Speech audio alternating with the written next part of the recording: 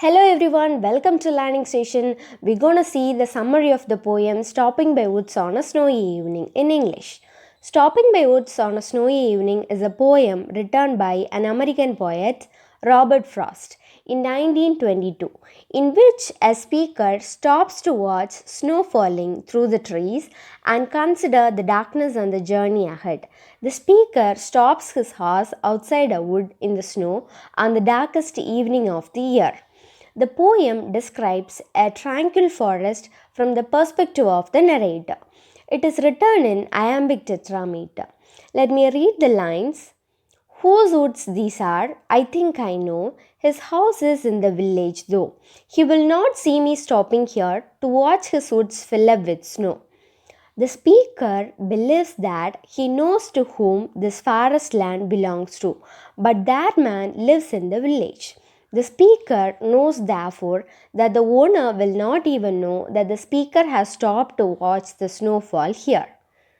My little horse must think it cure to stop without a farmhouse near, between the woods and frozen lake, the darkest evening of the year.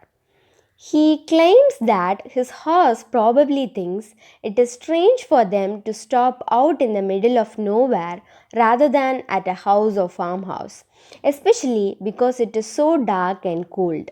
It is in fact the darkest night of the year, that may be the winter.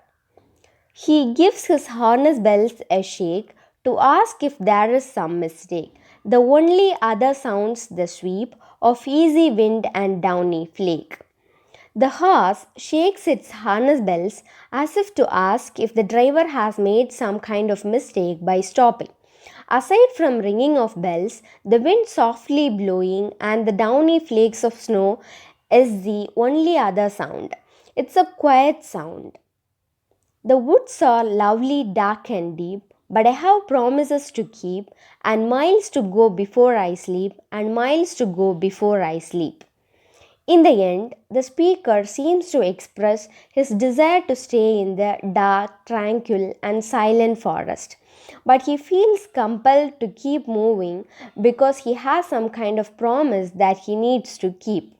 This promise means that he must continue to travel a great before he is able to stop and truly rest.